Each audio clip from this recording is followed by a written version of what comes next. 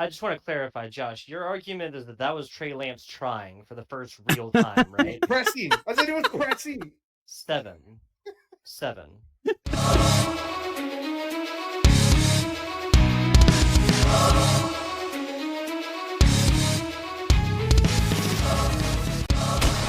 What is up, football fans of the UFM, and welcome to episode 2 of the 4th and 12 podcast. This is the podcast based off of the rule that we think should be an all-American style football, but we're going to talk about American style football. Today, we said last episode that it was going to be a rotating door of hosts, and we already have a change. So last week, Webb was here. This week, FBI Tugboat, good old Tuggers, is stepping in because Webb bailed on us because apparently he hates you guys. That's what he said. Can't be trusted. I know. He specifically said, I can't stand Josh. I don't want to be on and talk to him this week. I was like, that's really harsh, dude. But, you know. What you guys don't know is Webb is actually just his first name. It's Web of Deceit. Spinning that. That's smart. Oh, throwing me off my game. Okay, so this week it's going to be me, Ace. We got Josh from the Brahma Bullpen, FBI Tugboat, and we got Arik over there, MNCVKG. At some point, you got to explain to me what that alphabet soup of a handle means. And then we are going to talk about a couple different things today. We're going to talk about spring football. We're going to talk about NFL. We're going to talk about college football. Maybe at some point we'll sprinkle in some Canadian football or something, but we got to wait until Alex gets back on this show. So let's talk about it, guys. First thing, we talked about last week the new NFL kickoff. And Arik has been saying ever since they first instituted this into the NFL in the offseason that the NFL does not realize how many kickoff returns for touchdowns they are going to have. Now, we have started a ticker, and if I bring up the ticker right now, boom, we are at 0 in the NFL because, well, the NFL hasn't started yet. But in the preseason, with not all the starting NFL kick returners in yet, we have seen people already getting close. Arik, I know you've been keeping count every time somebody almost breaks one, stuff like that. We text in the chat. What have you seen? So just the other night, 49ers Raiders, Isaac Guerrero, 93-yarder. He got hurt at the beginning of camp, hasn't practiced. So all I'm going to say on that is he had a little bit of a piano on his back there at the end of the return. It should have been a house call. There's no reason he should have got caught. He's one of the fastest players in the NFL. He got caught. He got it all the way to the 3-yard line. If you look up these stats, all you got to do is Google it. Go into Twitter, X, whatever you want to call it. If you call it X, you're probably the cops. If you search that, if you search kick return, if you look at these stats, the productivity on kick returns has exploded. I almost said a cuss word just now. Has absolutely exploded since this went over. I'm talking a 500% uptick in kicks returned, in starting field position, in returns over 45 yards.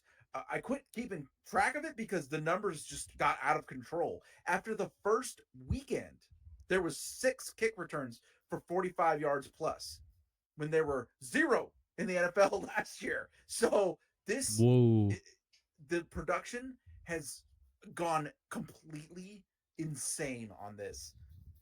We were right. We thought it was going to be almost OP. And I don't know what you consider OP because I think that's what the NFL wants. The NFL wants big plays. The NFL wants offenses getting to start with the ball near the middle of the field, having a better chance to score. This is what the NFL wants. So I don't think it's really OP. I think it's what they wanted. It's been, if that is your goal, it's been a screaming success. And that's with these teams still figuring out how to use it. That's with the teams not figuring out who exactly they want returning. It seems like the 49ers kind of were getting it because they got this guy, Guerrero. I don't know if any of you guys know, but he's literally one of the all-time workout warriors of all time. His combine spark score was the number 2 ever for a running back. Whoa. Ever. As far as height, weight, 40-yard dash, explosive 3-cone drill, all of those things put together, averaged out in a score. He was a 9.99 out of 10. Number 2, That's only to Justin Fargas of the Raiders back in, I believe, 2000 or 2001. Yeah. And they said, hey, super explosive, super fast. this is the guy we want trying to explode through that one line of defense. And he almost housed one, if not for the fact that I think he's just a teeny bit out of shape.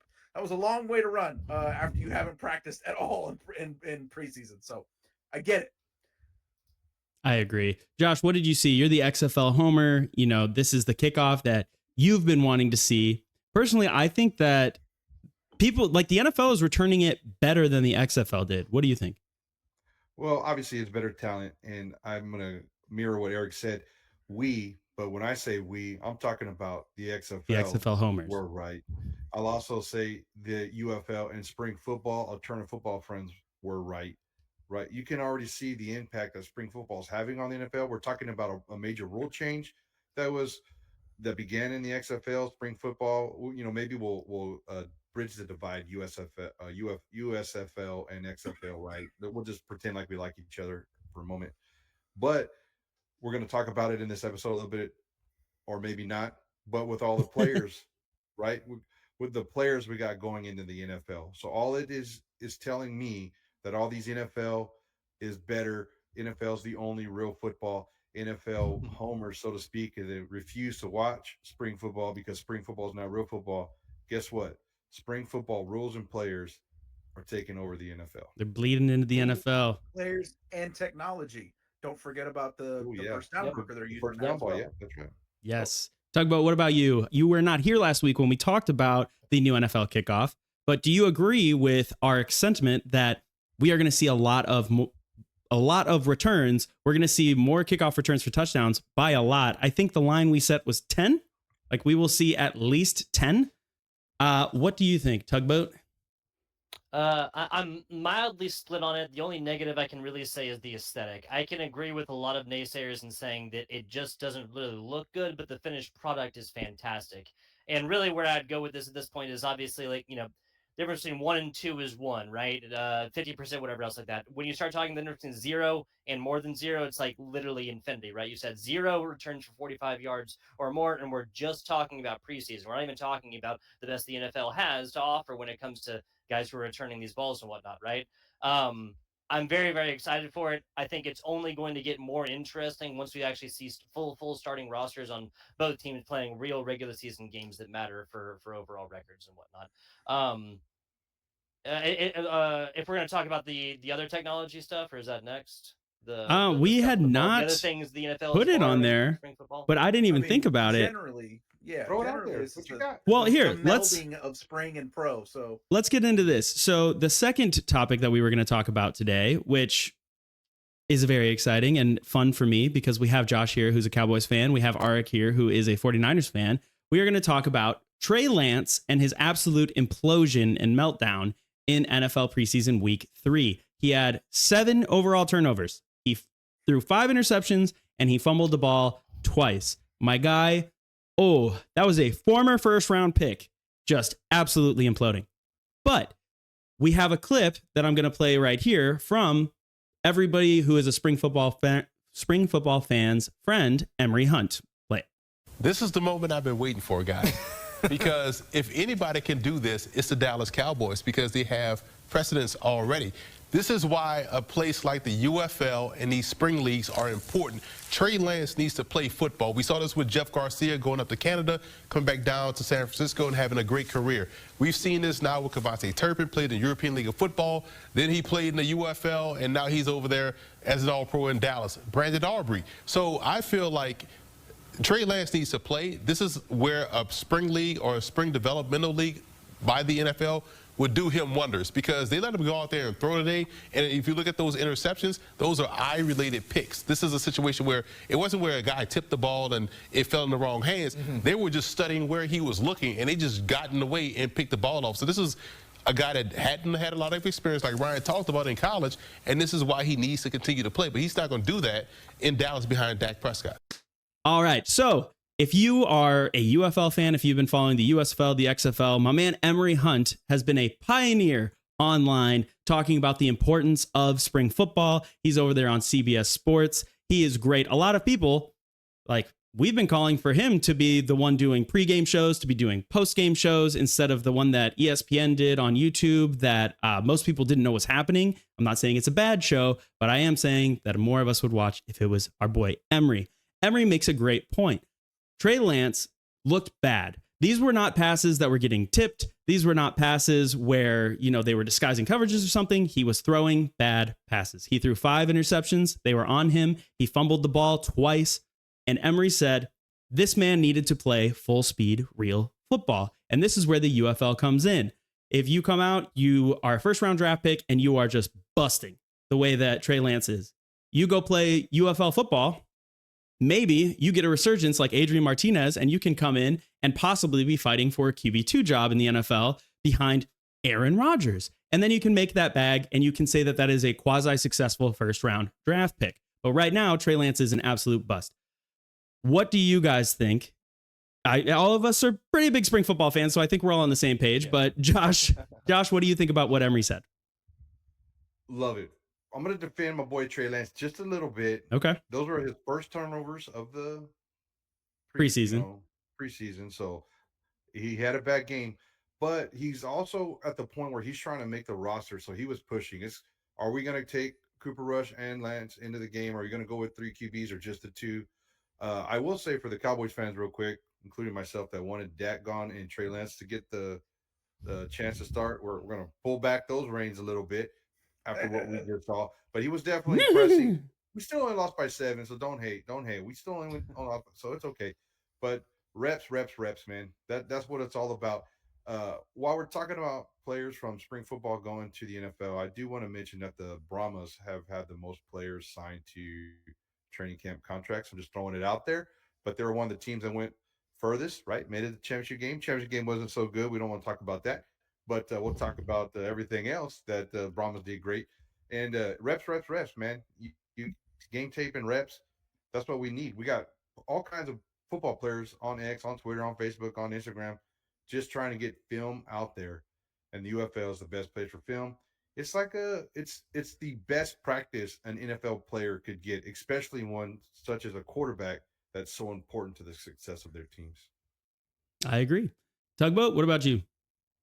I just want to clarify, Josh. Your argument is that was Trey Lance trying for the first real time, right? Pressing. I said it was pressing. 7. Like he was really trying. I just want to clarify this. If we have bullet points of Josh's arguments here, that has to be towards the top. Point is to make the roster. Sorry. No, you're good. Was you're good. Point is this: it's preseason. If this shit is or this stuff is going to happen, then it's going to have to happen in preseason and stuff. What I need to see is Trey Lance doing the opposite of that, to like really have full faith in somebody here. And yes, obviously, like it's kind of a hard argument to say, like, first round in the NFL. That you just can't compare the amounts of money, I'm saying, between NFL and UFL, spring football, even CFL, unless I'm massively wrong, like in today's day and age, right? So on a personal level, I can't be like, oh, well, you should have risked body, mind, whatever else like that to go play in the UFM for a smaller bag. But it was very obvious from this game, let me just leave it at this, that he definitely needed more real-time football snaps to come in and not perform like that. Yeah. Arik, any more thoughts? So, oh yeah. Yes. First up, Dak Prescott needs to send Trey Lance a healthy gift card for Christmas this year, because Trey Lance just helped him make a couple $1 million at least, I think, from that performance. In case anybody over there in Cowboy Land was having any consideration of maybe making that switch. For 2, and I think Josh might be on my side a little bit here. It's very easy, and Lord knows, like, look bad. You can't have turnovers. 7 turnovers stands out a lot. Bro also had 400 total yards, including almost 100 yards rushing. It was very, very, very reminiscent of a guy who is what we said in 49er land: incredible physical tools, no experience, no snaps. He's out there running away from people. He's making off-platform throws. You can see the speed. You can see the arm strength. You can also see that this dude, career snaps, high school, college, and pro combined, is less than some single college seasons. Mhm. So you can see some of that. So it's easy to pick out the 7 turnovers, and I understand. But that's what leads to, you talk about the backup players, the players who get signed to the NFL, but this type of a situation specifically is what makes the UFL perfect. Because all of this, we're leading back to the original point of the guy needs reps. He needs experience. Specifically, the UFL can provide that in a starting game situation at a high level of competition for people like this who, super tool. I'm excited. I was saying in the group chat, his game sets up perfectly for the type of offense that they run at the DC Defenders. A couple of years ago, when they were a little more successful, they ran a lot of heavy gun, QB wrap, QB option, QB power type stuff, and that is very similar to the type of offense that Trey Lance ran at North Dakota State at the time. So as much as that might seem disappointing to him and to supporters of his, if he ends up in the UFL next year, I think DC and the UFL would be a perfect fit. Get those live reps, get some experience, and then maybe make it back. The guy's also so young. He's very young. He's younger than a lot of the rookie quarterbacks coming in this year. There's time. There's time to spend a couple of years in the UFL and come on back up after you have some game experience. So that the players getting signed, you're seeing a ton of guys. What did we say? 77 players all getting another shot at the NFL out of this league. The tech that it's bringing up. So, you count all of these positives. And like you said, I just don't understand how these people who call themselves football fans can rag on it and act like it's a bad thing. That's why I'm such a passionate supporter of spring football. At that point, I love football. At that point, you're not a football fan. You're an NFL fan. Yeah. Right. Yeah. Exactly. I love watching football when the NFL's over. I love seeing markets who don't get to have a team get a chance to show how passionate they can be about a team. I love second chances. Guys whose dreams they thought were snuffed out, getting back, the innovation, the room that they have to innovate and play with things and show that it can work, like the kickoff, like the first down marker, which is digital, which people have been screaming about for years, and finally someone did it. It was the Spring League. And like our beloved 4th and 12 rule, which is something that I hope that's got to be next. I think we're on track, brothers. I think we're on track for it to happen. Because, like we said, the onside is basically dead now with this rule, with the new kickoff system. The new kickoff is delivering the results that they want. So I think it's going to stay. The next logical step is to then fix onside. Is bringing up 4th and 12, which I think will be converted to something like 4th and 15, or maybe even 4th and 20. Because even a 4th and 20 is going to be about 200% more success rate than onside kicks ever were. So. And to confirm, there were 0 onside kicks in the UFL this past season, right? I don't think they tried one. There was an opportunity for. There was not a single one tried, correct? No. Like I don't know what speaks. I don't know how you could speak louder about this rule. Yeah. And this rule had some of the most exciting endings to football games that you can see in the UFL last season.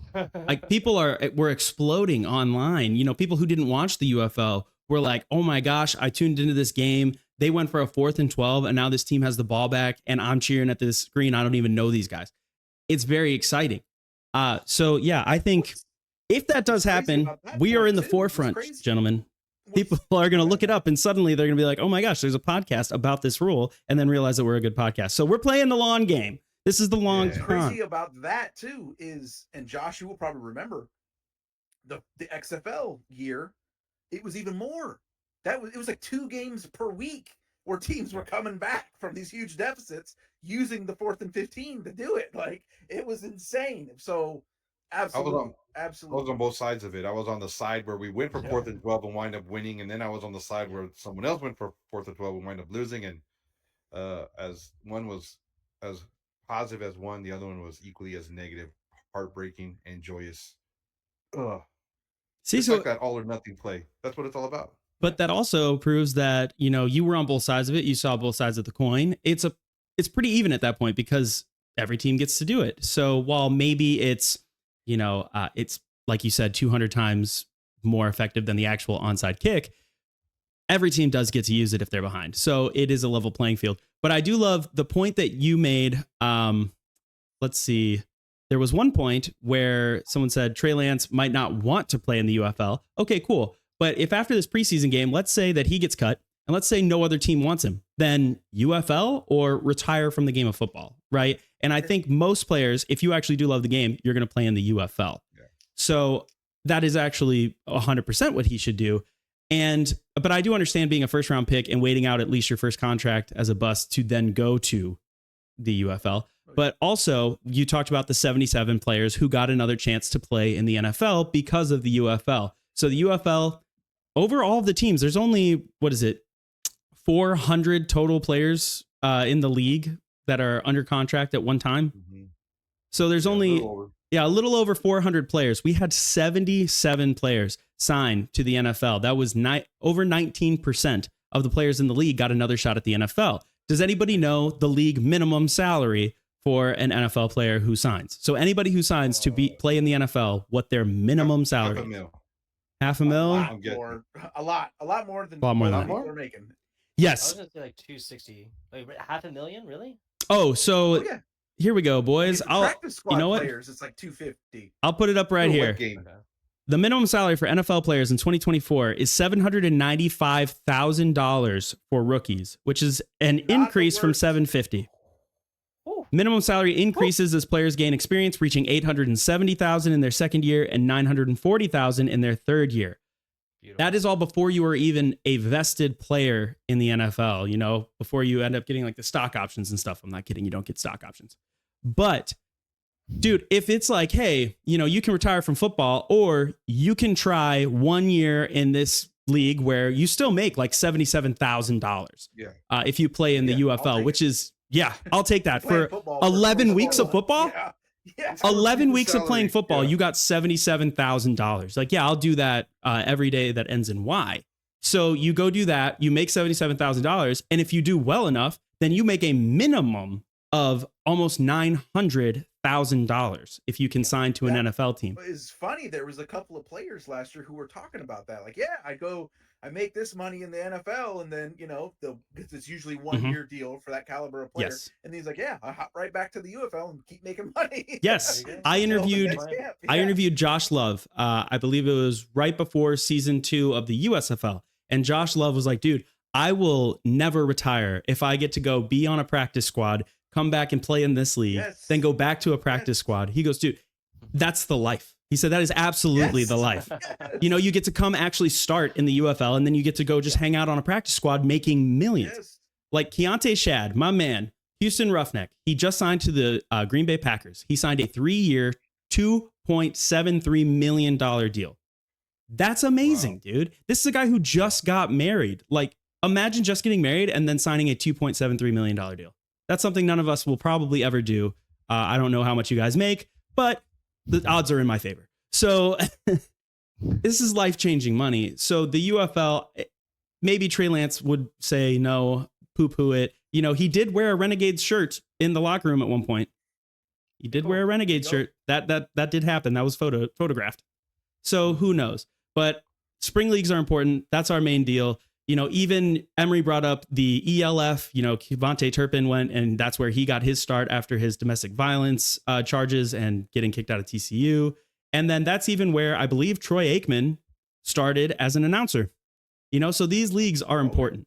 Troy Aikman started in the ELF or the NFL Europe. I don't know. I don't even know if that league exists anymore, but that's where he started. And now he's pretty much my favorite announcer.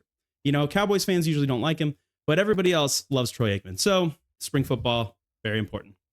Now let's move on to... For the record, I love Troy Aikman. Attaboy! See, it's usually people don't like announcers that are from the team that they root for because they never feel like they are Homer enough. I don't know. It's hard. But the next topic that we are going to talk about is, somebody remind me, college football. Yes. Week 0. Yes. Week 0 and week 1. So let's start with week 0. And let's start with this score right here. All right. So we had, So for everybody, it's pretty funny. There's actually nothing on the screen and I'm adding it in post, but the score that I'm going to put up is going to be Georgia Tech against Florida State in Ireland. Was everybody happy about that game, or was there anybody who wanted Florida State to win? Oh, I know someone over there on old DAR Sports Media. Go ahead and search us on YouTube. That's Get a my plug. other media group, my home media group. We do a college football show, and we have a Florida State guy Tough. on our panel every week. Oh, I'm sorry to hear And that. he's a fantastic content maker himself. Really funny guy, but we also have his arch nemesis on the same show who constantly antagonizes him. So it's going to So be he's having a bad real- time. we were having a phenomenal time in the group chat over the weekend. It was a lot of laughs, except for him. And then it's going to be a real fun time on the show this week. I'm gonna put up DAR over here, give you a little plug. We had guys, picking Georgia Tech money line. That was part of our 3-team parlay that also cashed in. We will also talk about. We had guys picking the Georgia Tech money line. I had questions. I said, okay, I can see Florida State getting the win here. Are we completely sure? 10.5. Are we sure that they're 10.5 better? There were some doubts. Clearly not. From a record standpoint, the 12-team playoff, it's not a season derailer. But in reality, if you watched the game, season's over, brother. That was a tough game. I absolutely loved. If you have not gone and looked at Georgia Tech's football Twitter, their social media person needs a raise for what they have done since they won that game. When they put the lost connection to your peer, I was, bro. Here it is. Lost it. Chef's kick. Chef's kiss. Yes. Piece de resistance. Absolutely brutal. Oh my gosh. All the NCAA 25 memes in general have been amazing and stuff. Killing me. I'll say I think DJU took a little bit too much flack. Like his Yes. receivers did not like. I said this on podcasts. I bet this way beforehand. If I had taken the smartest bet of this game would have been to take a team total under X yards or just take DJU under on passing yards. Everyone else was saying, oh, the DJU pass more than 5 yards, like challenge, whatever else like that, and clowning man. I am not a DJU fan. To take a look at the background, right?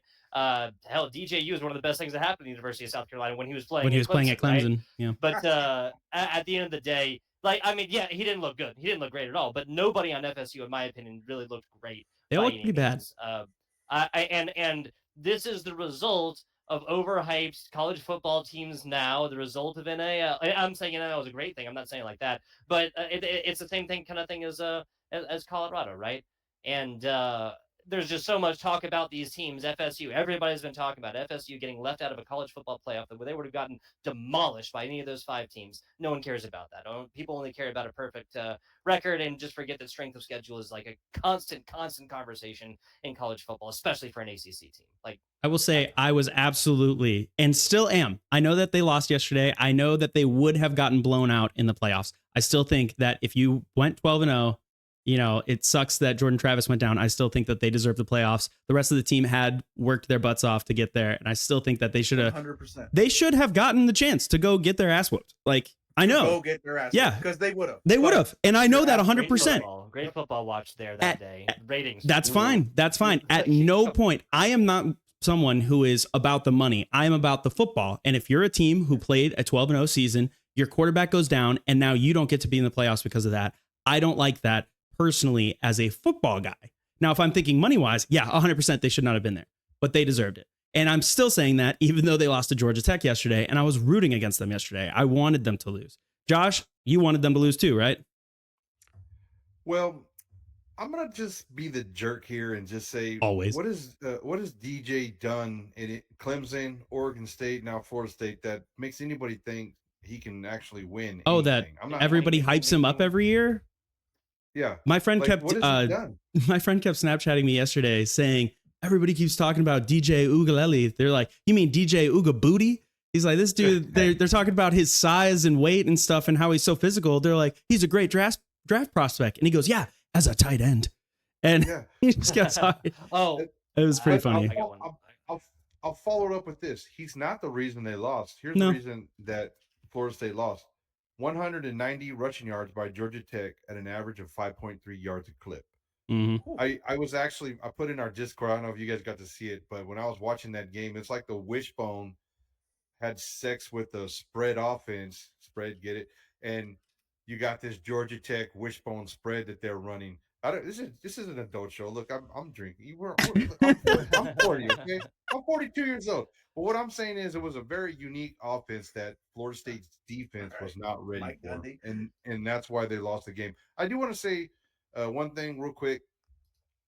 The whole point of the 12-team playoff is so that fan bases stay engaged. Even if you lose one game, you still have a chance. Florida State is not out of this thing.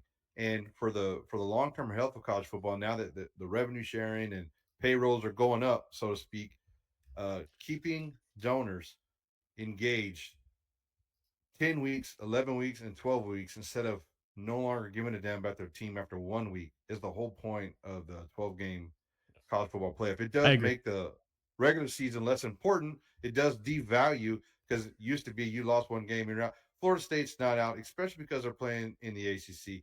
Let's be honest. It's probably the fourth best conference in the league. I would almost take the Big 12 over the ACC at this point. You should already. You already should. Yeah, absolutely. I loved it being in Ireland. It was great on TV. There was tons of people there. I love game day being there. It was a perfect Saturday morning to welcome back college football week 0. So good. It just got me more hype for next week. So good. Yes. I loved it. No, first of all, I don't even think, it's not a Power 5 anymore, because the Pac-12 does not exist anymore. It's a Pac-2. Pac-2. I don't even know if it's a Power 4. I think the ACC is making an absolute case that they are not a power conference, and that it is the SEC, Big 10, and Big 12. It's a P3. Because what else happened yesterday? What other games did we watch? We watched SMU play Nevada. Nevada, the absolute dominant powerhouse in football. Or, oh wait, no, they're not. And SMU was a 27-point favorite and had to commit. SMU had to commit a fourth quarter comeback of 17 points in order to win that game. I mean, dude, the ACC. Well, first, let's say this. I'll put it up. Does SMU deserve to be in the ACC? Yes. It's so funny that I keep putting up nothing and saying I'm putting stuff up because I'm going to do it later. Having fun. Yes. But do they deserve to be in the ACC? And question number 2, are they proving that the ACC is a lesser conference? Come on. Absolutely not. This is week 0. I'm overhyping. They deserve to be there because they're paying their own way there. They said, we're coming in for 5 years. I don't want none of your damn money.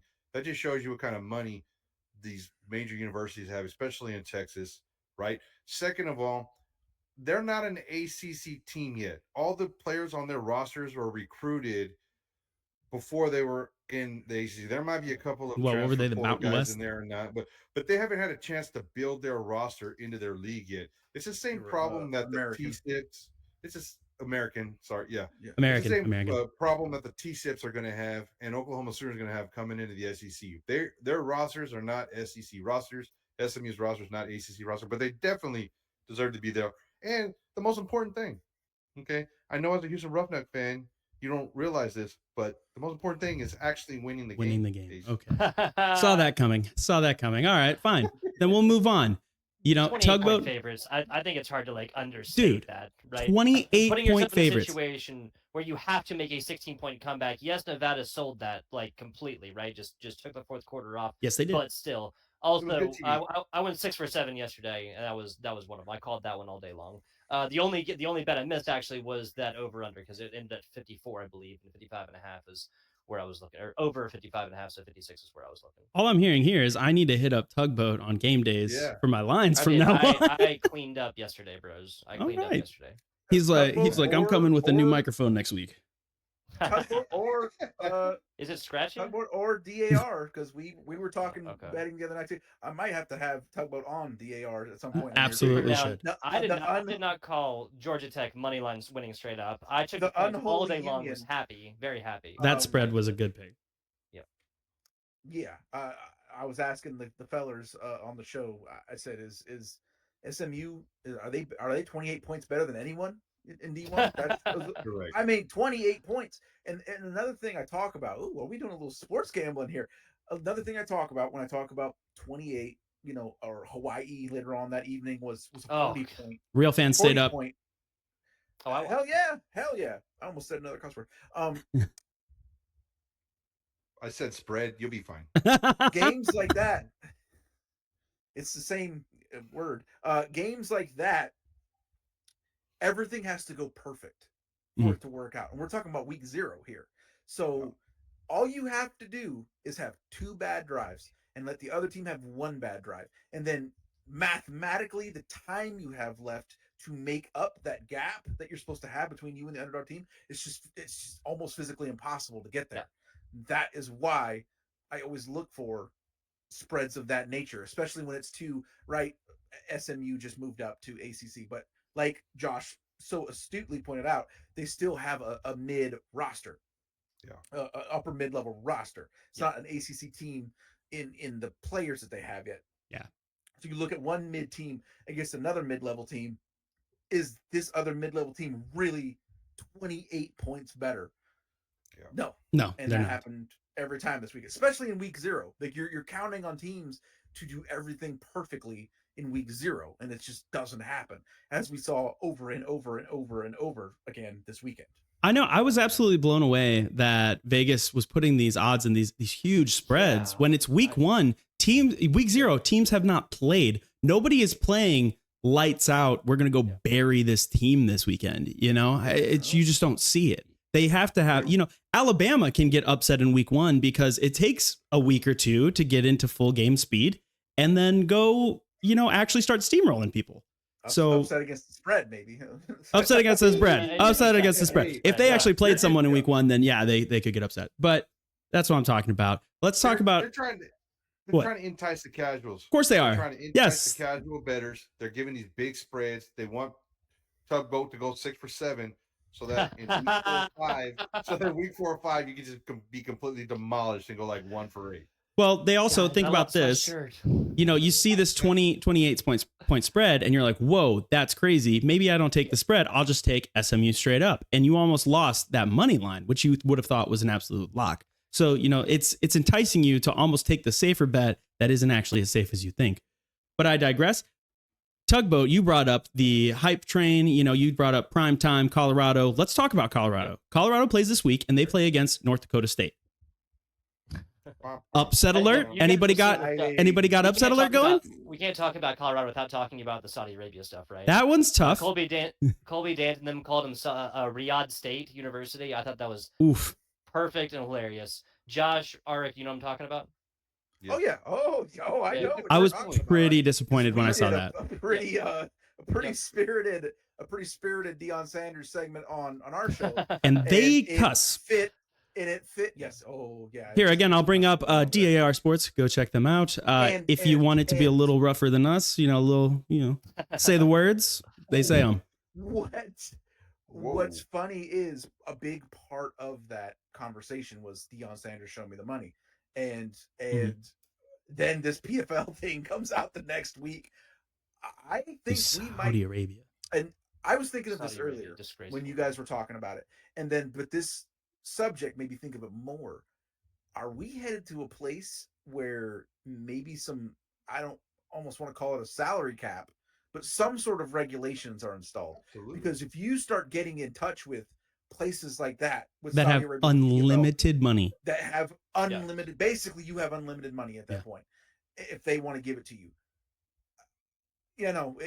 it's going to start getting it's going to start getting weird if you start getting places and things like that involved in the situation. So one has to wonder if we're heading towards a point where there's going to be some kind of regulations or caps put in. And then at some point, yes, on this stuff. You absolutely are going to see that. I think that is inevitable. I think it might not be NCAA wise. I think it might be conferences. The SEC is going to say, hey, each team is allowed this many $1 million to give to, a player. But also it's hard because the NCAA just doesn't want to be on the line for it.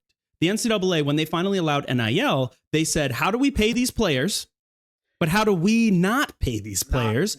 And so but how do we not be the ones paying them? And so they came up with NIL. They came up with all this stuff, and it's completely unregulated unless the college wants to regulate it themselves. Like Baylor had to completely change theirs because Baylor, you could not get NIL from anything that went against the Baylor's code of conduct. So it could not be alcohol related. It could not be, bars could not put up money for NIL, things like that. And then they had to change the rules because other colleges don't care. And so they don't care where the money's coming from, to the point where now they're saying Saudi Arabia, who also sponsored another pretty big part of American history that nobody wants to talk about right now. But like come on, that's so much money. And at some point, it has to be regulated, and the NCAA has to actually take responsibility for what they're doing, because they're saying we want to pay players, but we don't want to pay players ourselves. So we're letting other people, but then it's unregulated. And you just have like some school is going to get some backing, maybe not the Saudis, but something like that, to where no other school can compete. When you have unlimited money, no school will be able to compete. I'm with you. And when I said I lived it, I'm going to read something to you right now. From 1995 to the year 2022, Texas A&M. I'm an Aggie. You guys can tell that's who I go with. That's how I roll. Season ticket holder. Has received over $700 million from foreign entities, including China and Qatar. Huh. They got over $100 million from Russia, and the Department of Education investigated Texas A&M. Now, Whoa. and you right off the bat, you say, "Oh my God!" Like you can act like that, but understand Texas A&M. That's also not sports specific. It can and can be, but they're it's an engineering school, right? Yeah. And we're definitely heavily invested in the oil and gas production industry, right?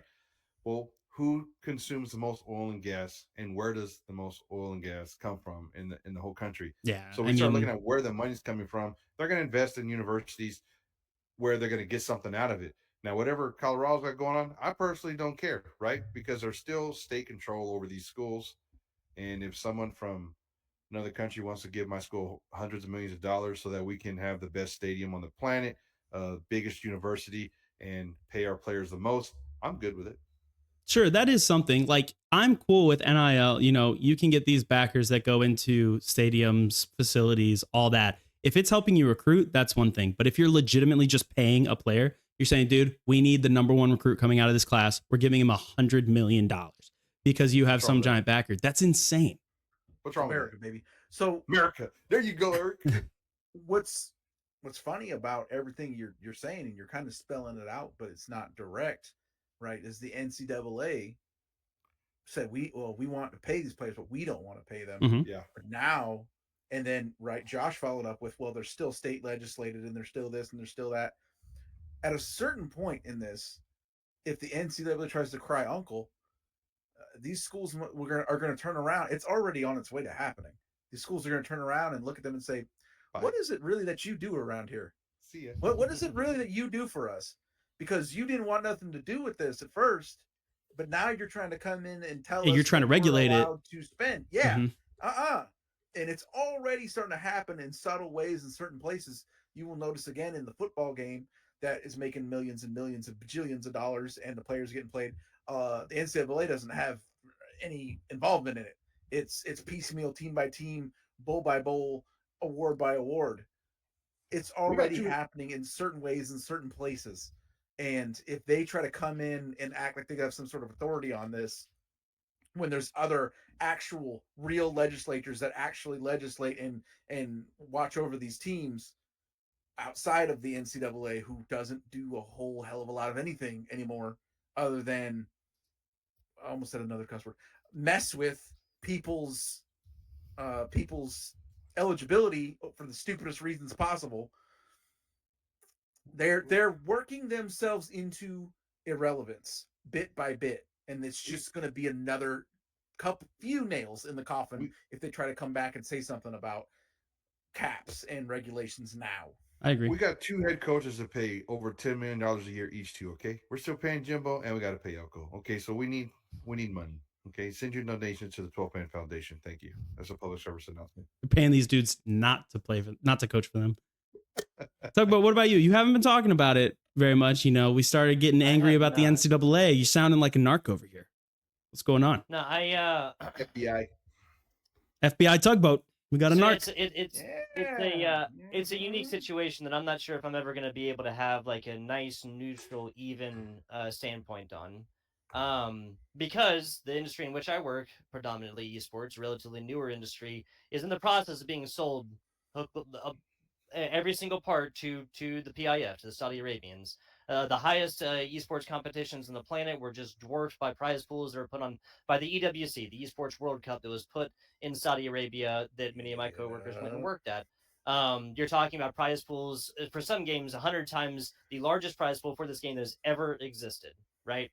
I guess my question is, at what point, I'm not sure if Josh can still hear me, but at what point would that be too much? At what point is it not just, hey, we need a whole boatload of money to go pay a player? At what point are we going to start seeing PIF advertisements on the stage, on the field? Are you cool with that? Are you cool with the public investment fund of Saudi Arabia that the royal government controls, royal family that commits, that has a laundry list Of of human bad rights stuff. violations, which a is to laundry be list, which and is don't give, I don't know. be completely clear. Yeah, I'm with you. I'm backing you up right now. Which is completely clear a sports propaganda arm of the Saudi 100%. Arabia royal family. Yeah. Would you be Sports cool washing. with Google that? it. Yeah, I- absolutely. I Would you be cool? I think I might I not to get into anything, but I never served in the military.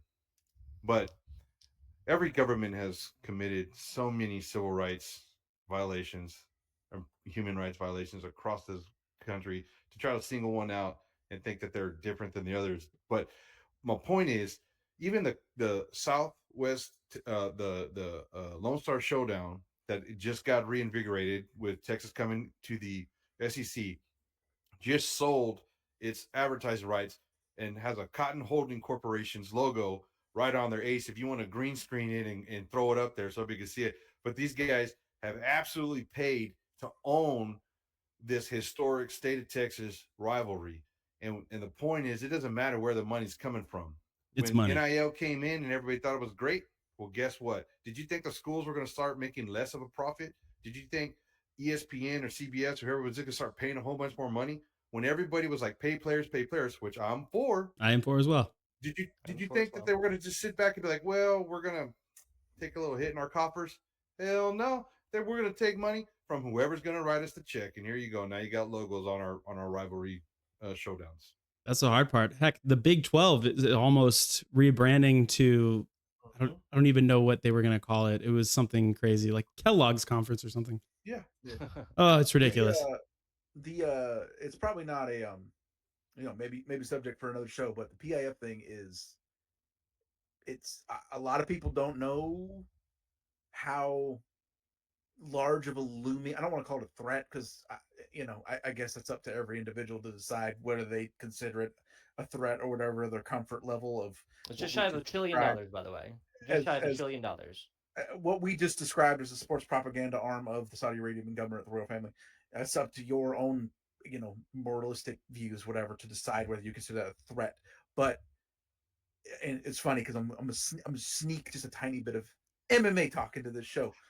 It's another field that they're starting to dig into, and it is almost, like the golf.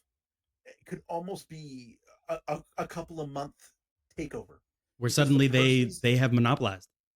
Yeah. Yes, And the by purses the and the UFC. pay that the UFC gives You out can't to its compete. fighters is so poor, is so It's dwarfed. terrible. Dwarfed. It could be easily. This would be the amount that the PIF would have to pay MMA fighters to give them 100 times what the UFC gives them would be like one of us dropping a penny in the tray at the gas station. It easily they could do this, and they've already shown interest in a couple of the secondary or alternate MMA leagues. PFL, the tournament that they have, escaping my mind right now. So the PIF thing is something to watch, whether it's investments in these college teams, because Florida State also was a team that reached out to Saudi Arabia. Oh yeah. Colorado, Texas A&M, Florida State, probably a bunch of other teams that have done it. The MMA thing, they're getting into a lot of different things. It's something to pay mind to every time you see it pop up. It's not to single out one single team because, like Josh made the point, it's becoming a thing where everybody's doing it. But it's something to be mindful of. Why do we have 12-team playoff? Because ESPN wanted it. Yeah, Somebody who writes the check wanted it. I agree. So I to don't wrap think around, too, yeah. to wrap around before we jump into the NFL pick'ems. Yeah, this whole conversation spurred off of the fact that I asked who you thought was going to win between Colorado and North Dakota State, and nobody even answered that question. No one even answered it. At the beginning, the playoff thing, I just wish they would have been honest.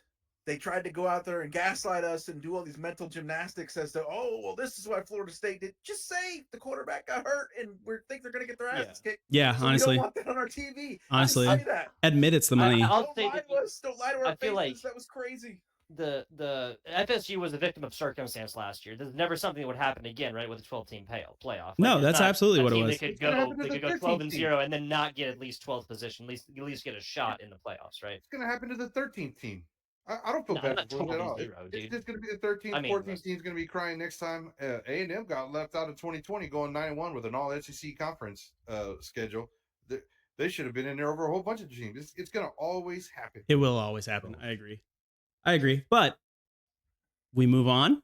Let us know in the comments. What do you think? Saudi Arabia, cool, uncool, PIF takeovers on basically all Americans like heavy sports. Yeah. Good, not good.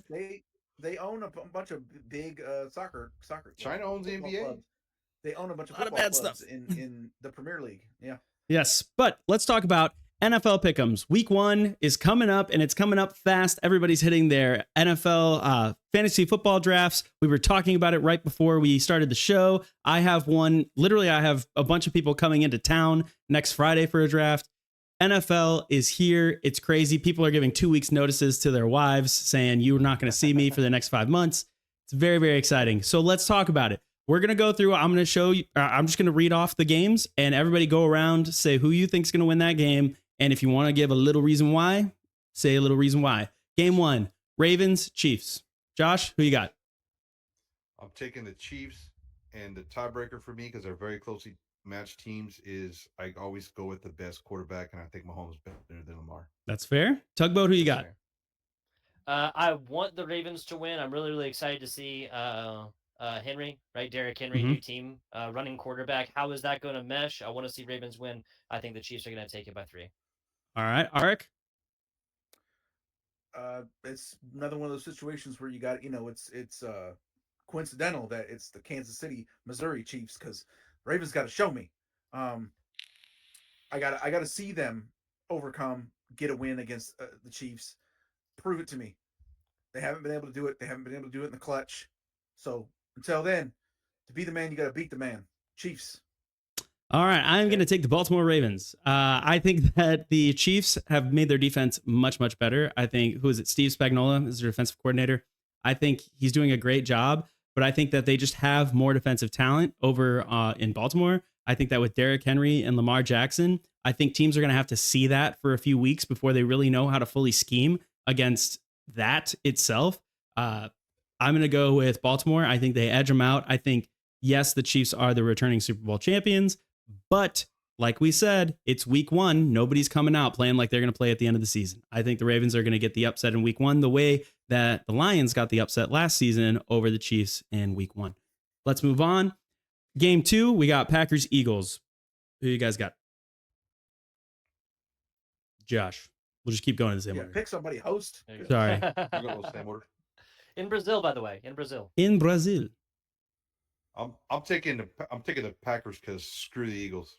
Always and forever. Yeah, I was about to say, oh, what a surprise. Fair enough. All right, Tugboat, who you got?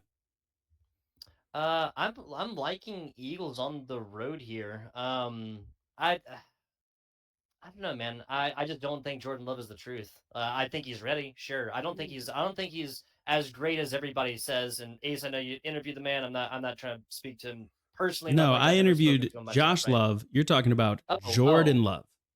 Got it. 10-4. Yeah, I'm not that cool, dog. I'm not that cool. I got you. I have interviewed Brandon Aubrey. So, that's cool. my guy. I got to sit down with Ramondre Stevenson like 2 months ago. That's a really he lives here in cool Vegas. time. He was doing a Madden tournament that I casted. It was really cool. That's Time. awesome. But yeah, no, I think the You're Eagles taking the travel Eagles. better too. Okay. Yeah. Arik, who you got? Eagles, Packers. Man, Tug, you're gonna have to write an apology to everybody on NFL Network and the Bill Simmons show, because they all just went in the grave hearing you talk about the dear leader Jordan Love like that. Yeah. He had a whole 8 good games last year, but Yes. how can you doubt him? Yes. All those guys got this the hype crown train on stuff. him. It's just hype Got train the stuff. I crown can't Clowning on this like, boy. Got the crown on him. Awesome. No, absolutely. I'm going Eagles. I think that team is not only loaded, but in preseason action this year, the new defensive system Vic Fangio is bringing to them has guys performing that were not performing before. Mhm. Nakobe Dean, Nolan Smith, both have looked like studs this preseason and have looked like what they were expected to be when they were drafted. And a lot of that can be attributed to the way they're being used in this Vic Fangio system. Eagles, they've got check marks at every single level of the team, right up until, the Cowboys or the 49ers break it off in them, and then they completely lose their minds and can't cope. But till that happens, They still run over world people. beaters. They are loaded, and I think they're going to bust up the Packers. I'm amazed that nobody has brought up the fact that, we talked about Lamar and Derrick Henry, and I said that people have to learn how to scheme against that. How about Jalen Hurts and Saquon Barkley? Saquon Barkley is over on the Eagles now. That's ridiculous. If he is still acting like Saquon Barkley, if you watch the Hard Knocks offseason with the GM, they were like, he's a little old, he's injury prone. I'm like, dude, it's Saquon. Like, we're not talking about some lower level guy. Like, we're talking about Saquon Barkley. So I think the Packers are absolutely going to lose. I think Jordan Love is not the truth, the way they talk about him. The way that, I'm a Minnesota Vikings fan, and I've been watching Jordan Love since, I remember when they drafted him and Aaron Rodgers was all mad and he went on shows talking about it. Like, dude, Jordan Love is not that good. You said he had 8 good games. This dude is a system quarterback. I don't see him, they're comparing him to Brett Favre and Aaron Rodgers. Those are dudes I respect. Those are dudes that haunted my dreams when they were on the Packers when I was a Vikings fan. I don't think Jordan Love is that guy. I don't worry about him that much. So I'm going with the Eagles. Let's move on. What? Real quick. What's the spread? Or how much are the Eagles favored by? I don't even know. Look it up. 2 points. It's 2 points. Eagles 2 points? 2.5 on CBS Sports. 2 points. I'm just throwing it out there because it ain't going to be as lopsided as they just try to make everybody believe. Blah. All right. I can see this being a close game for sure. I definitely can, but I think the Eagles are going to win. There's a lot more questions to be answered from the Packers, 100%. Yeah. And like you said, and at the end of the day, dude, Giants to Eagles, that is brutal. That's like if any other team, right? Any other team, and you kind of like, okay, I as a Giants fan, I could, if I was a Giants fan, excuse me, I could sign off and be like, wish you the best. You had some great years right here. 27 years old. Let's go to the Eagles. Career ahead of you, right? But the Eagles feels personal. Jesus, feels it personal. Feels personal. Yes, it feels personal. All right, then we got the Panthers Saints. Game 3, Panthers Saints. Who you got, Josh? Are we at Panther Saints? Panthers Saints. We're jumping around here. Okay, okay, we are bad, jumping all over the place. This is just the order that it has on Google. Oh, you got me all messed up, man. Hold on, Panthers Saints. Saints Give me the Saints. I think that's a no-brainer. 100%. I had to look at my notes. Tugboat. 100%, dude. 100%. The Saints. I would love to see Spencer Rattler get some playing time as well. We saw him, right, in little University of South Carolina action. But this is easy. If Carolina's going to get together, as a Carolina boy, if Carolina's going to get together, I don't think it's going to happen right out of the gate of week 1. I agree. I disagree with the idea to keep it within the SEC for their first round draft pick a few years ago, and I think it's going to continue to bite us. All right, Arik, what do you think? Is old Columbia, South Carolina, it's a pretty religious area, maybe? It is maybe the C, the middle of South Carolina, which C is stands definitely for part of the Bible Belt. The C stands for Christ, because they say when the people come to Jesus is because they're such a ass that nobody wants them anywhere else, and that was the Spencer Rattler situation. That's hilarious. That's Saints. hilarious. Oh, I think the Saints are going to eat them up. Yeah. This defense over there on DAR, man, we talked about it a lot. all of us love. I love the Panthers offseason. I love that they attacked so many other weaknesses. I think they're going to be a lot better this year. They're not going to Bryce win Young week one. against that. Yeah. Bryce Young against that defense, man. Saints Yeah. picking up Kool-Aid McKinstry somehow in the second round, adding more defensive players. Cameron Jordan in good shape, healthy this year. Defensive end, Chase Young, picking up Chase Young to be on the other side of him, freeing him up from some of those double teams. I think they're going to eat up the Panthers this time, this game. It might I agree. be more competitive. The second time they play this a season. little bit, it might be closer, but I think the Saints are going to eat them up week one. Eat them up. Yep. More than it says -4 right here. I'm going way more than that. I'm gonna do you a Maybe favor. double digits. I'm gonna do you a favor right now, VP of content. 3-word answers for the rest of the picks. Let's go, boys. We got to get moving. I'm 3 beers in already. That's fair. That's fair. All right. Next game, we got the first round of the NFC playoffs a couple years ago. Vikings, Giants. This one, I'll go first. I think that the Vikings are going to win. I think it's going to be a very close game. But I think that Daniel is in 9-6. Yeah, but I think it's going to be a defensive battle 100% of the way. But I think Daniel Jones is just worse. I know the Vikings quarterback room is a mess, but I still think it's better than Daniel Jones. All right, Josh, what you got? I'm going Vikings. Both quarterbacks suck, but Jefferson plays for the Vikings. And Aaron Jones, and you got, dude, we got all the offensive weapons except quarterback. It's a wild mess. Tugboat, what we got? 100% Vikings. 100%. And I'm getting nervous now. This guy in the league. There's also a couple of different. What's up? I'm getting nervous now. Everybody's actually picking the Vikings, and I'm like, oh no. Yeah. Oh no. Yeah, again, it goes back to the quarterback question. Yes, we've been seeing the Giants quarterback and a whole lot of hate in the offseason and whatnot, a whole lot of memery going on over there on Twitter, Instagram, and whatnot. At least we can have seen that the Vikings with their quarterback room have potentials to do more. Arik, what you got? The Giants might be picking first next year. Ooh. So yeah, on that, I've been pretty tough on them, and They were on Hard Knocks the wrong season. They were going to get the first pick. The very wrong season, because how many times were you laughing watching that show? There were some ridiculous parts. Yeah, so Vikings all the way. You guys are making me nervous. I do love that the Minnesota Vikings are the reason that Daniel Jones got that huge contract and kind of like ruined the Giants, because we let them destroy us in the playoffs because Ed Donatel is the worst defensive coordinator and made Daniel Jones look that good, and it was amazing. But next game, we got the Patriots and Bengals. Who you got, Josh?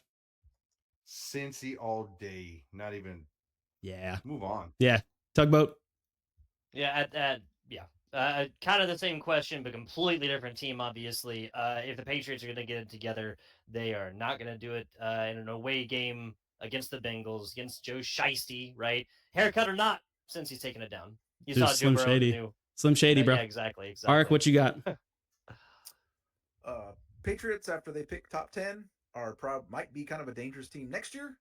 They're not that this year. Not this year. Cincinnati. I agree. Cincinnati. All right, we move on. We got Steelers Falcons. This one is more interesting. This is a more interesting game. I don't see this being a 4-way. Everybody say the same thing. And I'm going to switch it up. Arik, who you got? I wasn't listening. What's the game? Steelers Falcons. I was actually sitting here. I was like, I just lived to pop Josh the whole time. If I can get him to giggle every time I pick. Steelers Cowboys. Steelers Falcons. Steelers Falcons. Steelers Falcons. I think the Falcons are going to be pretty good. It's kind of been a seesaw, right? It is. They were a little bit underrated, and then everybody started jumping on the bandwagon, right? Mm. And then now we're it's like, oh, everybody's kind of trying to go back the other way. I think the Falcons are going to be pretty solid this year. I think they're going to be an 11-win team. I like what the Steelers got going on. This quarterback situation is not going. There was some ways it could have gone, and it's gone the wrong way. I'm bad. So yeah, I'm going Falcons. All right, Tugboat, who you got? Yeah, if the Steelers had a shutdown defense, like, reminiscent of pass or Steel like curtain of the past, and they can go forth and really just shut down the Falcons and everything they do on offense, then sure. But as Arik said, too many questions. The quarterback room, been a lot of shakeups right there. I could see the Falcons getting the upset at home. The Steelers favored -3, I believe. The Steelers are favored What? Am I reading by this right? 3 at No, the Falcons. Falcons are favored by 3. There Okay, you go. okay. Okay, Yeah, Josh, who you got? Excuse me. I'm taking the Falcons, and I'm going to follow the line. The line's actually moving a little bit more in the favor of the Falcons because I think people are starting to Wake up. wake up. Yeah. I think people are realizing the Falcons, they have the pieces. Kyle Pitts hasn't had a great quarterback. They have a decent receiving core. They have Bijan Robinson. Who's their second running back? Out Tyler Algier. Yes, Tyler Algier, who almost plays as if he's a running back one sometimes. I mean, his yards per attempt in the passing game and in the rushing game are actually very good. They're top of the league. And so you put Kirk Cousins in there with those, and you've seen what Kirk Cousins can do with, good tools around him when he was in Minnesota with, Jay Jets and Jordan Addison and TJ Hawkinson. So I think that, I don't know if they're an 11-win team off the bat, but I do think that they're going to be a decent team. They're going to be in the playoff hunt. They're in a weaker conference or division. They're in a weaker division. Yes. So I do think that they beat the Steelers week 1. The Steelers don't have much going for them at all. It's been a tough offseason for those boys. But I feel nothing for them because their fans suck. But let's move on. So yes. Texans, Colts. Josh, we're going back to you. Texans, Colts, an interdivision rivalry. Give me the Texans, baby, because any and all things Texas. That's fair. All right, Tugboat, who you got? I love CJ Stroud and the Texans, man. Absolutely love him. Absolutely love him all day. This sits at where are we at? Nobody is disagreeing. This is ridiculous. -1.5. I would take this probably 6.5. Arik, who you got? I also just don't like the Colts. I really, really do not like the Colts. Oh my gosh, this is crazy. No one's disagreeing. Richardson's had a horrible scrimmage against the Steelers. Did y'all see those reports coming out? He had an not a good average game against them. Yeah, like not a good game. Threw a pick 6. Did you see they said he accounted for every touchdown because he also threw the pick 6? So Tough. I do like the Colts a little more than I think Tug does, but definitely not enough to take them over the Texans. No team in NFL history has added a 1,000-yard receiver, a 1,000-yard rusher, and a 10-sack pass rusher in the same offseason ever before. And this was a team that was already killing it last year, that already had an MVP candidate quarterback as a rookie last year. Yeah. The only thing stopping the Texans is huffing their own fart. Is the Texans. That's it. Yeah. That's it. It is crazy injuries or getting a little bit too high on their own supply. Sometimes that happens. Sometimes those teams that bring in the big names that have all the hype coming in the season, it's really hard to gel. It's really hard to feel like you're not underachieving. That does happen. But on the surface, assuming all things go the way they're supposed to go, this team looks like a juggernaut, man. Yeah, they're going to take out the Colts. Yeah, I like the Texans in this one. I think, it's crazy that going into last season, a lot of people thought they were going to be the 32nd team in the league. And they made the playoffs and made it to the second round.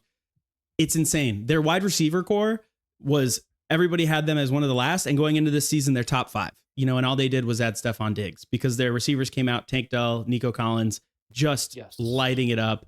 Then they also added a running back this offseason. Did they get Devin Singletary? Who did they get? Joe Mixon. They got Joe Mixon. Dog. So I did not see that. Yeah, they had Joe Mixon. My bad. Yeah. I should have known this. So my best friend is a Texans fan. He's also an OU fan. He's also a Joe Mixon fan, despite Joe Mixon's colorful past. But yeah, I think that this is a team that is hard to take down. I'm very excited. I'm flying up to Minnesota to watch the Vikings play the Texans in week 3. I've been telling everybody the Texans are my bandwagon team this year, except for week 3. I will not root for them. But I have them winning week 1. Now, the next game is more interesting. We're getting into better games. Cardinals, Bills. What do we got, Josh? Bills. That's just okay. Tugboat. Who you got? There you go. Even though Stephon Diggs, I'm liking the Bills here. This is at home as well. I feel like a broken record, man. But the Cardinals are another team that have to get it together, and these are things that take time to play. Plain and simple. The preseason is not exactly anything that was awe-inspiring as well. They did not play all of their starters in any of these games, and they didn't play against a team that did the same thing. So I just feel like there's less to go off for the Cardinals, and I know what the Bills and Josh Allen are capable of. That's fair. Arik, who you got? I am not high on the Bills and where they're headed. I said a couple of weeks ago, You know, when they went on that winning streak at the end of the season, that music from The Last Dance documentary started playing. That's what that was for them. That was their last dance, that winning streak to get into the playoffs. They've done nothing but lose even more of the core of the team that we all expected to go far. However, like Tug said, Cardinals are still a work in progress. We still got to see it from them. And I don't think they're quite there yet. I don't see big things happening for the Bills this year, but they are going to beat the Cardinals. I'm gonna say I think the Cardinals pull the upset. I genuinely do. Who can name it? Who's wide receiver 1 for the Buffalo Bills? Who's wide receiver 1 for the Cardinals? Oh my goodness, it was Stephon Diggs. But it was Stephon Probably Diggs. going to be Keon Coleman. Okay, but he's not right now. So who is the wide receiver 1? They have him listed as wide receiver 2, Keon Coleman. Who's wide receiver 1? Shakir. It is Khalil Shakir. Yeah. Who out there is afraid of Khalil Shakir? Not many. So they have, their running back is James Cook. They have Frank Gore Jr. coming in, but he's rookie. And then they have Ray Davis. I just don't think that they lost more than they gained. And I think that coming in, people are still high on the Bills because they have Josh Allen. They have been winning. They've had the rivalry in the AFC Championship against the Chiefs. I don't think they do it. I think the Cardinals are going to win. I could do a whole episode debating that with you, but we'll move on. All right. Thank you for giving us the time. All right. Titans, Bears. Josh, who you got? Duh, Bears. Duh, Bears. Dang. Why? I think the defense. I think the defense is going to be better, and I think the Titans are going to be struggling a little bit on offense. I don't know what they're going to look like this year. Okay, Tugboat, what do you got? 2 question mark teams. I gotta agree with Josh. Slight edge to the Bears, perhaps only just because this is at home. Really, Titans facing some shakeups of their own. Yeah, mild edge to the Bears. Okay, Arik. Definitely going Bears. Bears, by the metrics, by the rankings, were one of the most confusing, crappy teams ever in NFL history. I spent a lot of time last year just poring over different stats, different position groups. Why does this team suck? And it was really hard to identify. They've done nothing but infuse this team with tons of talent, tons of playmakers since then, and to include Caleb Williams. Little fantasy, little bet ski. Right now, believe Keenan Allen is wide receiver 32 in drafts. That's crazy. Insane. So be looking for that value. Yeah, Bears for sure. I'm going to go with the Titans just because I do think that the Bears are doing a lot of good things. I hate to see it because I'm a Vikings fan, but I do think that the Bears, they have added a lot of talent, but there's a lot of young talent, specifically on the offensive side. And I think it does take a second. I don't know if Caleb Williams is going to come in and be CJ Stroud of this year, because CJ Stroud coming in and doing that was so unbelievable that I just don't see it happening 2 years in a row. I think it's going to take some time for him to get the ball rolling. I don't know. He showed some flashes and everybody's like, oh, it's over. That was still preseason, man. We got to talk about full on. Every starter is in. We don't have starters standing on the sidelines, hitting their jewels in street clothes. So I'm going to go with the Titans because I feel like they have more, we know who they are right now. Whereas are the Bears an exciting question mark? 100%. But I don't think that they are a winning question mark yet. All right. Jaguars, Dolphins. Arik, throwing it to you first. 2 teams I am not high on. Who's at home? It's a great question. It is Jaguars at Dolphins. At Dolphins, yes. Miami Dolphins for sure. Best home field advantage in the month of September. Yep. As well as and you already. Jaguars have black helmets. That's gonna suck. That is gonna suck. It is gonna suck. Yeah. Ace, you know what I'm talking about. I know exactly what you're talking about. It's gonna suck. That's not gonna be a fun time. I'm not super hot on either team, but home field advantage in September for the Dolphins. They're a September, October team. They'll look real good in September and October. I like them a little bit better. Home field, I'm gonna go Dolphins. All right, Tugboat. Yeah, definitely got to go Dolphins here. Trevor Lawrence, I do not hate as much as everybody would believe. I do believe the man's talented and whatnot, but I like Tua and Tyreek a little bit more. Josh? Dolphins, baby. Tua, Tyreek, little Waddle on the side. Let's go. I agree. I think, in week 1, people are still trying to get it together. And I think sometimes the intangibles just matter more. Speed kills, baby. And they got Tyreek and Jalen Waddle. Speed kills. So I'm going with the Dolphins. Let's talk about Broncos Seahawks. Probably not a great game. Josh, what do you think? Worst offensive performance of the weekend? No, I'm just kidding. It's gonna be tough. I did watch the Broncos preseason game today before recording this, and they didn't look too terribly bad. But with that being said, I think Seahawks are going to take them. And really, I'm picking them because I got Walker as one of my fantasy running backs. So I just hope he has a good game. All right, Tugboat, who you got? This is tough. I'll admit I don't know too much about these teams. Just looking at scores, Broncos hung 38 and the Cardinals 12 today, just an hour or so ago. Again, not starting rosters and whatnot. Might have to go a slight edge for the Broncos just because of that. Again, I don't know too much about these two teams right now, though. Arik? I love hearing you say that because definitely the Seahawks. But every single year am getting very tired of hearing everybody. Oh, well, what about the Seahawks? Seahawks are my sleeper. Seahawks are my this. Seahawks are my that. Geno Smith is the quarterback, brother. People are talking about Mike McDonald coming in, did great things with the Ravens. The Ravens were chock full of studs that the Ravens organization and infrastructure got in there, in the house. Now that he's not working with those players, let's see what he really is. I'm not saying he's bad. He did a great job. But the assumption that this is going to be a wins above replacement situation with Pete Carroll right off the bat, I ain't buying it. And I ain't buying that they once again, the phrase I used last year in our season previews was they don't got the chest hair to go in there and win those big games, to go in there and whoop on the Rams, to whoop on the 49ers. They just don't got it. They just don't got the heart for it. They still don't, in my opinion. I love that. They're going to win this game because the Broncos are probably going to be picking top 3. I'm going to go ahead and say that I think in week 1, the Broncos are going to pull out an upset against the Seahawks. I don't think the Seahawks are that impressive. I agree with everything you said, Arik.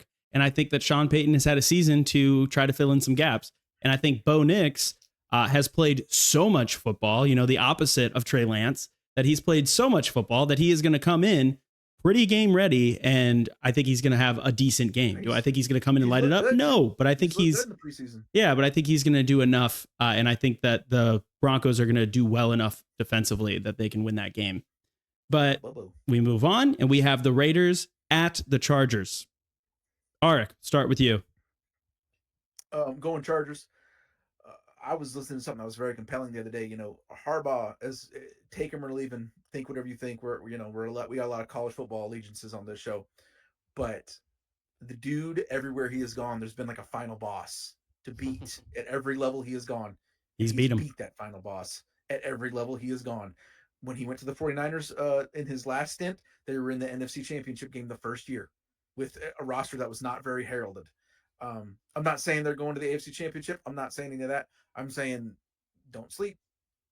He tends to overachieve and he tends to get things turned around pretty darn quick. Pretty quick. They don't have a ton of skill guys, but they have a hell of an offensive line, which, speaks to my heart. So I think they're going to overachieve. I think they're going to put it on the Raiders.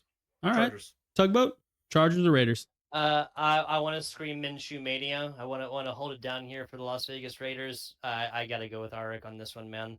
And again, all opinions up to Coach Harbaugh aside here. I think the best way you put it was that he tends to overachieve, right? Maybe a little bit different from his brother in that fact, but tends to in the beginning and anyway. really just final, like you said, final boss. I love the phrasing there, Arik. What'd you say? I said he in the beginning, anyways. The act can run a little thin in the pros, but we'll see what happens. All right, Josh, who you got? Give me the Chargers. Harbaugh can buy everybody sandwiches, and he can steal whatever signs he wants because everybody's doing it. And the Raiders don't have a quarterback. I'm going to go with the Raiders. I do like Minshew enough to lead them against them because the Chargers, they have a great offensive line. I think that they're going to run the ball well with Gus Edwards and J.K. Dobbins, but their best receiver is who? I don't know. They don't have great receivers. They have Quentin Johnston. They have Ladd McConkey coming in. I don't know. I think if you are one-dimensional in college, running the ball down someone's throat, sure. But then coming in and trying to do it in season 1 in the NFL with not a great receiving core at all, I just don't see it. I think the Raiders are going to win. I think they're building a cool culture over there that I actually do like seeing. It's old school smash mouth, and I enjoy that. So I'm going to go with the Raiders. The next game is Cowboys-Browns, which I'm sure nobody is going to have a biased view on in this game in this show.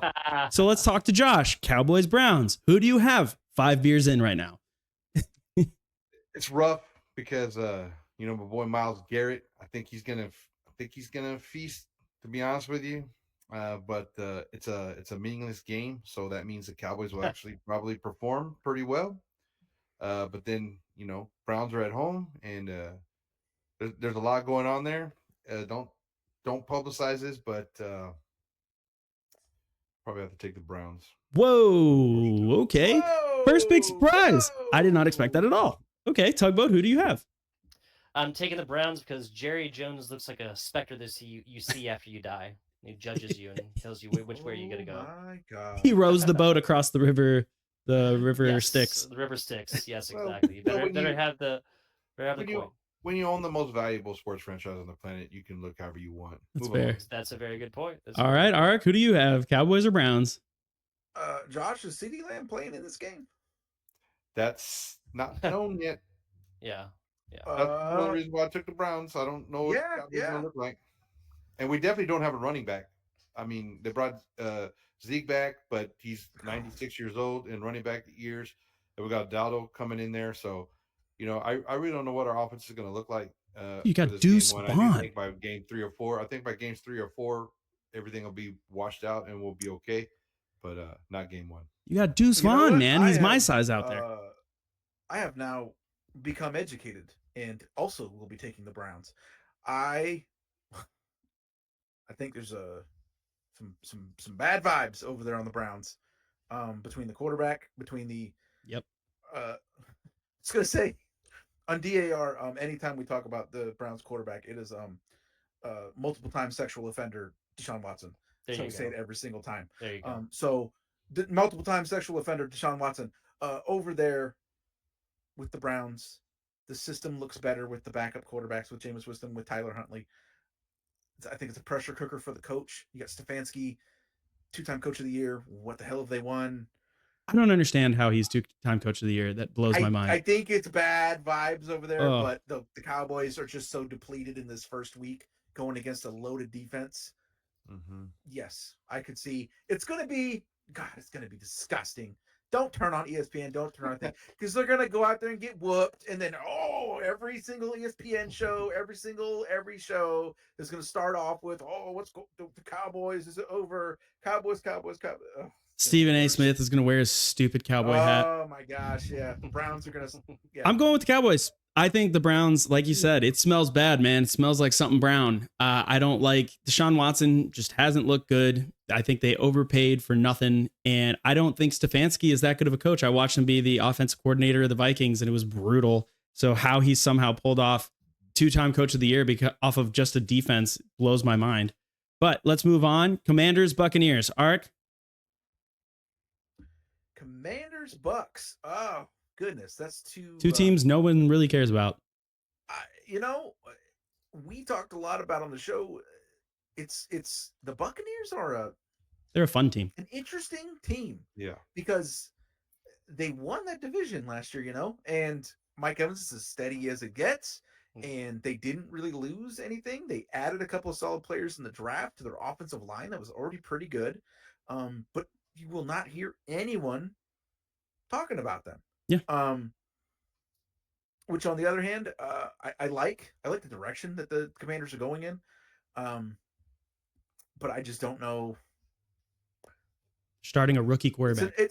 It's another now a rookie quarterback that has looked good, and rookie quarterback isn't the same thing in this era of football as it was once upon a time. But you got to show me. You know what I'm saying? I'm definitely one of those people. I got to see it first. So until that happens, I'm going Bucks. Tugboat. 100%. Got to go Bucks right here. I'm so interested to see what Jaden Daniels is going to do over there in Washington, D.C. Just because I'm interested. It doesn't mean I think they're going to go for it and get it done. Brian Robinson running the ball. Terry McLaurin is the name that most people would recognize in the wide receiver line. The entire Almadi, roster. Zacchaeus, and Zach Ertz. I think people would know Zach Ertz as a tight end, but I really feel like most of these thrown balls are going to go Terry McLaurin or Zach Ertz all the way through. Luke McCaffrey coming in here now. How he responds to defensive pressure is just going to be the name of the game. Can we imagine like rewinding time like in Baker Mayfield's life only and like having these two starting quarterbacks like come in from college? How interesting that would have been, right? Like if we just like kind of like use a time machine, not to fix any like real world problems, but just to go back and see like football picks, like cool football matchups. I think that'd be cool. But regardless, yeah, Dan Tampa Bay again, Rashid White running, Mike Evans, Chris Godwin, and Jalen McMillan coming from Washington, I think. Let me click on this. Yeah, Washington. I knew I recognized that name. All right, Josh. Yeah, 100%. Josh, who you got?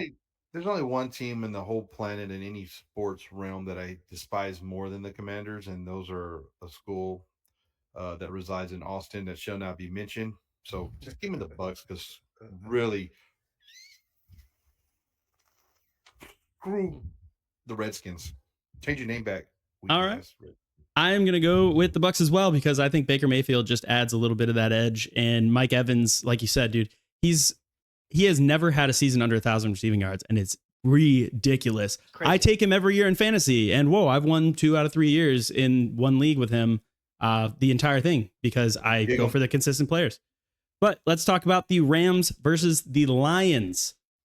This is kind of a revenge game. You know, everybody always likes talking about Stafford and Goff, blah, blah, blah, blah, blah. What do you think, Josh? Give me Detroit, Dan Campbell, gig 'em. Let's go.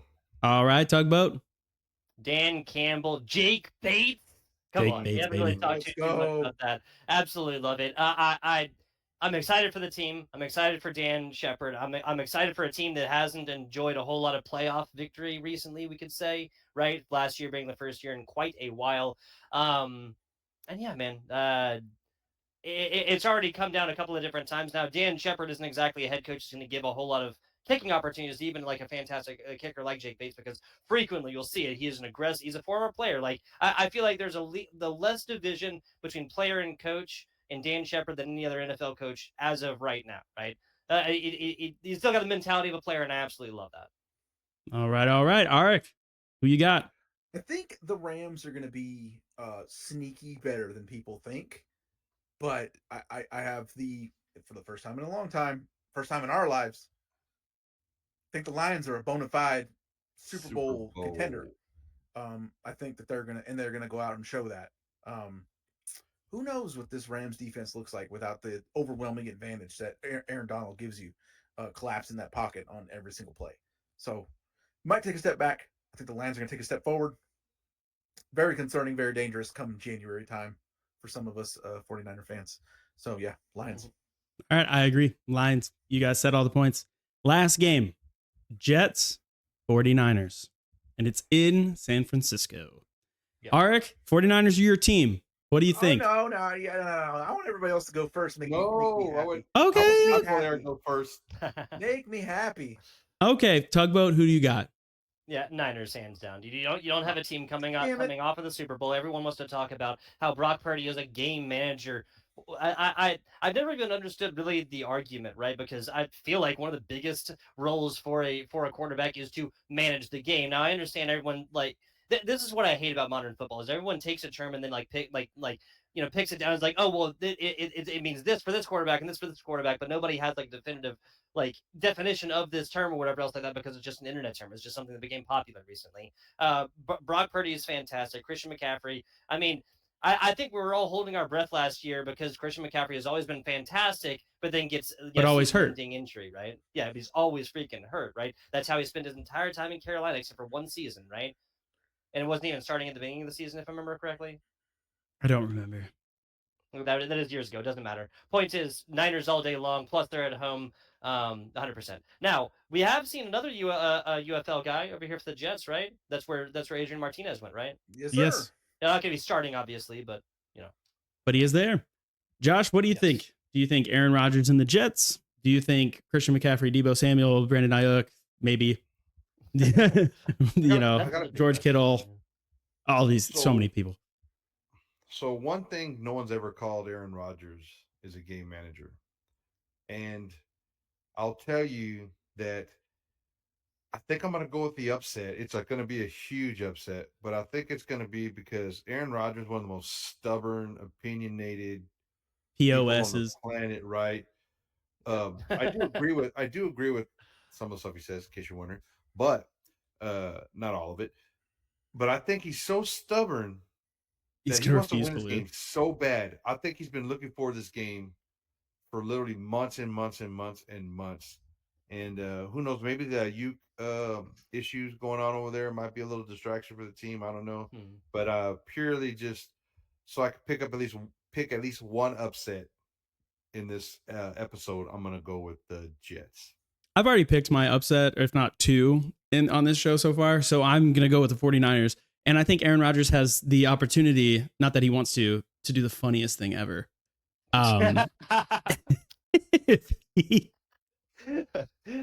If he comes in, yet again, get the half amount of yards on the attempted throw. Dude. Yeah, that would be amazing. If he comes in and he fantastic point, gets though, hurt, about, it would be like, so funny to me. like what to play for, and Aaron Rodgers not wanting All to right. end like any kind of career. You know, obviously he's playing again this year, so it's not going to be the end of his career and stuff like that. But the last time we saw Aaron Rodgers take a field, he became one with that field pretty quickly. Like, Oh, dude, he has the opportunity to do the funniest thing I've ever seen. It's like when they finally got that ship especially out of the after all Panama all the Canal. talking, dude. They finally got that ship out of the Panama Canal that went like sideways, and they were like, dude, the next captain, he could do the Crying funniest when I thing in saw that history. laughing. Yeah.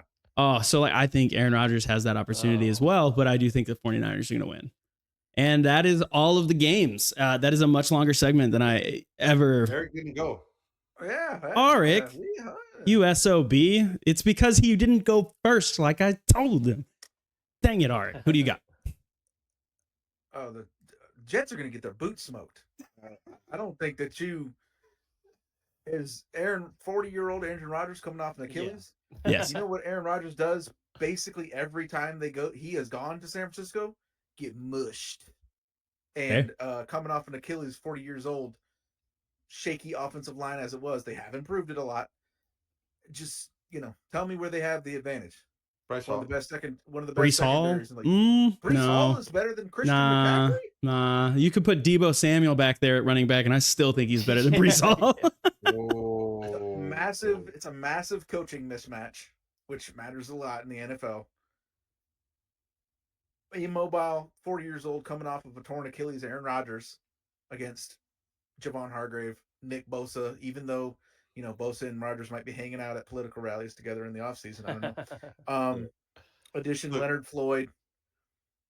Aaron Rodgers rubbed like tree roots on his Achilles, bro, and he like ate a leaf, and he herbally healed it, and he had it in the sun for the vitamin D. He's fine. He should have just done what Ray Lewis used to do and just inject deer antler or whatever. The antler velvet, yeah. Deer antler velvet. So I will say, I expect the Niners to put on a statement Monday night. All right. But anybody who says, listen to me talk about the 49ers knows that I'll be perfectly fine if the opposite happens. It'll humble them. It's a wake-up call. Yeah. Because the Niners play very soft, very sloppy football for very long stretches of the season, and it bites them all the time, and it drives me nuts, and I'll be screaming about it on the pod all the time. So if they get the wake-up call early, I'm perfectly okay with that. You aren't all that. You're not just going to go right back to the Super Bowl just because you won it, just because you felt like you should have won. You can't just hit fast forward. Every year is a new year. Every game is a new game. Y'all need to come out there, lock in, and whoop ass like you are capable of doing. Whoop ass. I feel like a can will be opened, but if it's not, I'm okay with it. All right.